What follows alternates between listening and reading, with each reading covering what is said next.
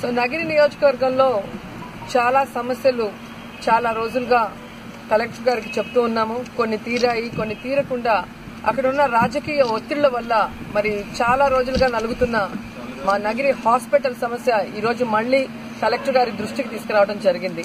ఎందుకంటే 15 సంవత్సరాలుగా మరి రోడ్డు సమస్య లేకుండా ఉంది. ఎప్పుడైతే మేము బస్ షెల్టర్ కట్టడము ప్రజల కోసం, ఆ బస్ షెల్టర్ కట్టడమే ఒక పాపంగా ఈరోజు ప్రజలకి ఆ రోడ్డు లేకుండా చేసి వెనక నుంచి ఎక్కడో ఊరంతా చుట్టుకొని రావాలని చెప్పి వాస్తుకు విరుద్దంగా అక్కడ రోడ్డు కట్టాలన్న ప్రయత్నం తెలుగుదేశం పార్టీ వాళ్ళు చేయటం, దానివల్ల ఊరికి అరిష్టం అని చెప్పి నెత్తి నోరు బాదుకున్నా కూడా పట్టించుకోకుండా ఆ రోడ్డును ఫామ్ చేయాలన్న ప్రయత్నం చేయటం, ఆ ప్రయత్నం చేసిన వెంటనే 2 ప్రాణాలు గాల్లో కలిసిన విషయం కూడా మరి కలెక్టర్ గారి దృష్టికి తీసుకొచ్చాం.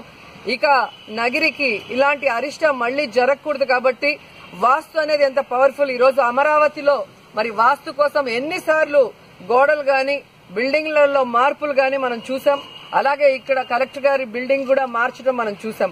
కాబట్టి ఒక హాస్పిటల్ అనేది నా నియోజకవర్గ ప్రజలందరికీ కూడా ఉపయోగపడేది. సో అలాంటి హాస్పిటల్ విషయంలో ఒక క్రిమినల్ కి హాస్పిటల్ డెవలప్మెంట్ కమిటీ చైర్మన్ గా వేయటం వల్ల అతని ఈగో వల్ల ఈ రోజు నగిరి ప్రజలకు ఇబ్బంది కలిగే పరిస్థితిని తీసుకురావడం అనేది చాలా బాధాకరం. సో కలెక్టర్ గారు ఈ రోజు స్పందించి ఖచ్చితంగా ఈ 2 మరణాలని దృష్టిలో పెట్టుకుని ఇక నగిరి ప్రజలకి ఎలాంటి దురదృష్టకరమైన సంఘటనలు జరగకుండా మరి చర్యలు చేపడతాము. మరి ఏదైతే గతంలో హాస్పిటల్ కట్టేటప్పుడు రోడ్డు నిర్ణయించామో ఆ పాత రోడ్డునే మరి శాంక్షన్ అయ్యే విధంగా అన్ని రకాల చర్యలు చేపడతామని చెప్పి మాట ఇవ్వడం జరిగింది. అండ్ ఈ రోడ్ ఏదైతే కొత్త రోడ్డు ఫామ్ చేయటం వల్ల మరి ఎప్పుడూ జరగనటువంటి విధంగా ఆ హాస్పిటల్లో మరి ఇంజెక్షన్లు వికటించి మరి ప్రాణాపాయ స్థితిలో కొంతమంది ఉంటే ఒక మనిషి పార్థసారథి అతను మరణించడం మీరు అందరూ చూశారు. మరి ఎంత పెద్ద ఎత్తున హాస్పిటల్ మీద దండయాత్ర చేశారో చింతల పట్టడి వాళ్ళు అందరూ కూడా మీరు చూశారు. మరి వారి భార్యకి కూడా గవర్నమెంట్ 4 లక్షలు అనౌన్స్ చేసింది ఎక్స్గ్రేషియా, ఇంతవరకు వాళ్ళకి అందలేదు. కాబట్టి కలెక్టర్ గారిని కలిసి ఆ కుటుంబానికి ఎంత తొందరగా వీలైతే మరి 2 పిల్లలు, చిన్న పిల్లలు, మరి వారిద్దరి అకౌంట్ లో కూడా ఆ డబ్బులు వేసి ఆ అమ్మాయికి కూడా అంగన్వాడీ ఉద్యోగం ఇప్పిస్తామని మాట ఇవ్వడం జరిగింది. అది కూడా వెంటనే ఇవ్వాలి అని డిమాండ్ చేయడం జరిగింది. అలాగే కలెక్టర్ గారు ఆ కుటుంబానికి ఒక ఇన్నోవా కారు కూడా ఇస్తాము, దాన్ని కూడా వాళ్ళు స్టాండప్ ఇండియా స్కీమ్ కింద ఇన్నోవా కారు ఇస్తాము, దాన్ని కూడా ఆవిడ ట్రావెల్స్ కి ఇచ్చి మరి ఆ డబ్బుతో కూడా ఆ కుటుంబాన్ని పోషించుకునే అవకాశాన్ని ఇవ్వటం అనేది నిజంగా కలెక్టర్ గారి చాలా పెద్ద మనసు. ఆయన్ని అభినందించకుండా ఉండలేకపోతున్నాం. అండ్ రెండవది పుత్తూరు హాస్పిటల్లో మరి హాస్పిటల్ కి సంబంధం లేకుండా కొంచెం దూరంలో మరి ఏదైతే మార్చురీ కట్టారో ఆ మార్చురీని వాడకుండా ఉన్న కొద్దిపాటి హాస్పిటల్ ప్రాంగణంలోనే మార్చురీని మరి కట్టాలి, అక్కడే మార్చురీ డెడ్ బాడీస్ అన్ని కూడా ఆపరేట్ చేయాలి అని చెప్పి మొండి పట్టుదలతో ఉన్నారో దానివల్ల అక్కడున్న గర్భిణీ స్త్రీలు గాని పిల్లలు గాని అందరూ కూడా భయపడే పరిస్థితిలో కంప్లైంట్ చేయటం వల్ల మరి ఆపరేషన్ థియేటర్ కూడా అక్కడే ఉండటం వల్ల అందరూ అక్కడైతే మార్చురీ ఉండకూడదని కంప్లైంట్స్ ఇచ్చారు. సో దాన్ని కూడా కలెక్టర్ గారి దృష్టికి తీసుకొచ్చి మార్చురీ 2 సంవత్సరాలు కట్టి ఇంతవరకు ఓపెన్ చేయకుండా మరి దాన్ని అలాగే పట్టి హాస్పిటల్లోనే ఉన్న ఒక స్టోర్ రూమ్ ని ఈరోజు మార్చురీగా వాడాలని చెప్పి ప్రజల్ని భయభ్రాంతులకు గురి చేస్తున్నారు. దాన్ని కూడా వెంటనే ఓపెన్ చేసి హాస్పిటల్లో మార్చురీ లేకుండా చేయమని చెప్పి కోరడం జరిగింది. అలాగే ఉర్దూ పిల్లల కోసం ఏదైతే స్కూల్ శాంక్షన్ చేశారో దానికి కూడా స్థలాన్ని చూపించి ఆ స్కూల్ కూడా వెంటనే కట్టి ఆ ఉర్దూ పిల్లలకు కూడా స్కూల్ అందుబాటులోకి తీసుకురావాలని కూడా మరి కలెక్టర్ గారిని కోరటం జరిగింది. ఇలాగా అనేక సమస్యలు ఏదైతే నా నియోజకవర్గంలో ఉన్నాయో అవన్నీ కూడా ఆయనకు తెలియజేశాను. సానుకూలంగా స్పందించారు, చాలా సంతోషంగా ఉంది.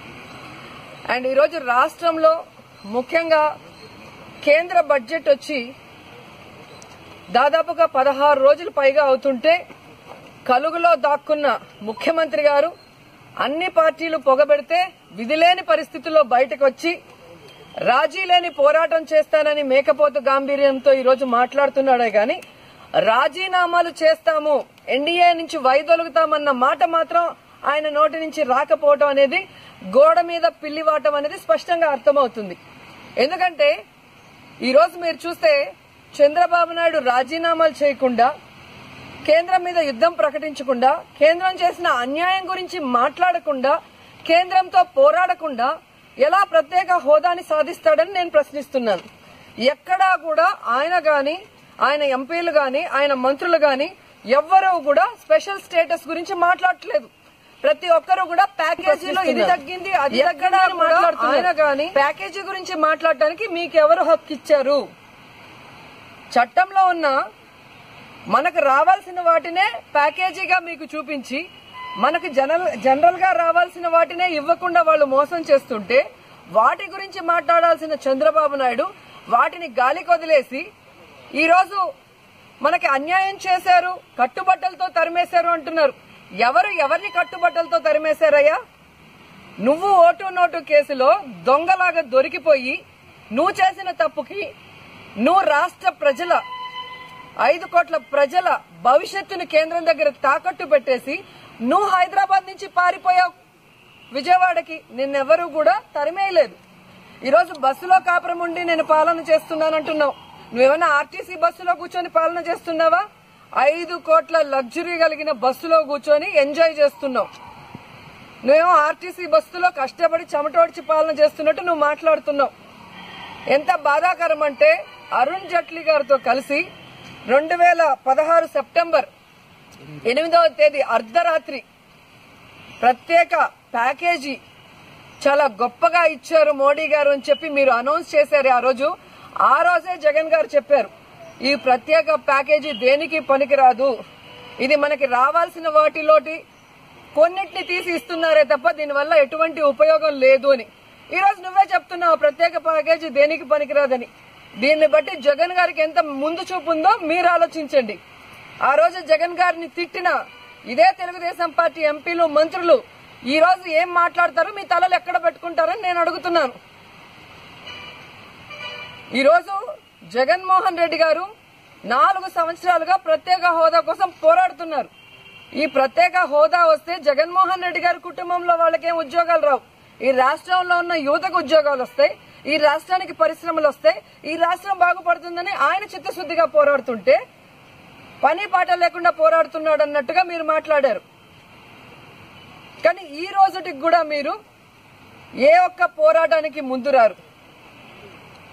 ఏ రోజు కేంద్రాన్ని నిలదీయడానికి ధైర్యం చేయరు. ఎప్పుడు చూసినా కూడా జగన్మోహన్ రెడ్డి గారిని తిట్టడానికి మాత్రం ముందుంటారు.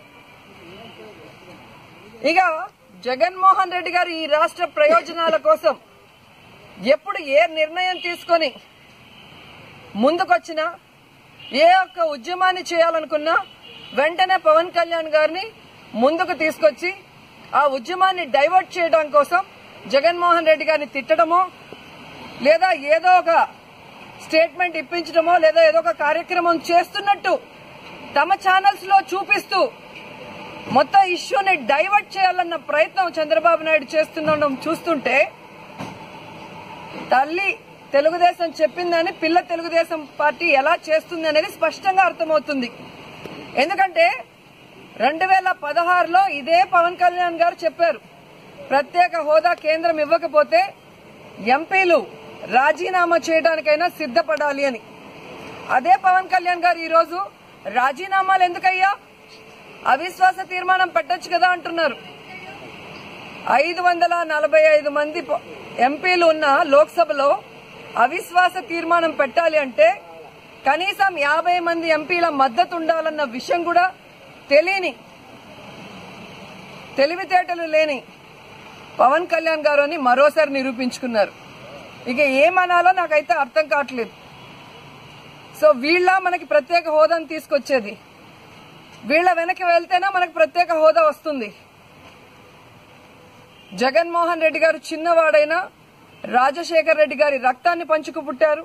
ఈ ప్రజల్ని ఎలా ప్రేమించాలి, ఈ రాష్ట్రాన్ని ఎలా అభివృద్ధి చేయాలి, ఈ రాష్ట్రం కోసం ఎలాంటి త్యాగాన్నైనా ఎలా చేయాలి అనేది ఆ రక్తంలో వచ్చింది. అందుకే ఆయన ఏదైనా కూడా చెప్పింది చేస్తాడు, చేసిన దానికి కట్టుబడి ఉంటాడు. ఈరోజు 5 మంది ఎంపీలు రాజీనామా చేస్తామంటేనే అల్లకల్లోలం అయిపోయింది. అలాంటిది 25 మంది ఎంపీలు రాజీనామా చేస్తామంటే దేశంలో ఎంత పెద్ద చర్చ జరుగుతుంది, మోడీ గారి ప్రభుత్వానికి ఎంత చెడ్డ పేరు వస్తుంది.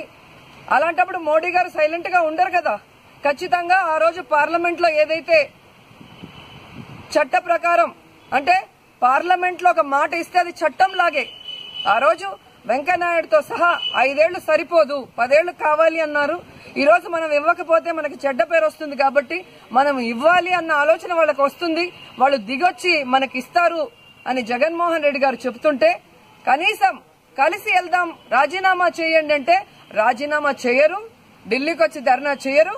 కానీ రాజీ లేని పోరాటం చేస్తాము అంటూ ప్రగల్భాలు పలుకుతున్న చంద్రబాబు నాయుడిని ఇక ప్రజలు నమ్మే పరిస్థితి లేదు. మీరు ఇలాగే మోసాలు చేస్తుంటే మాత్రం రాబోయే ఎన్నికల్లో ప్రజలు ముఖ్యంగా విద్యార్థులు మిమ్మల్ని తరిమి కొడతారనటంలో ఎటువంటి సందేహం లేదు. ఏంటండి వీడియో నచ్చిందా? అయితే ఓ లైక్ వేసుకోండి, లేదంటే ఓ కామెంట్ చేయండి. ఎప్పటికప్పుడు మా వీడియోస్ చూడాలంటే సబ్స్క్రైబ్ చేసుకోండి.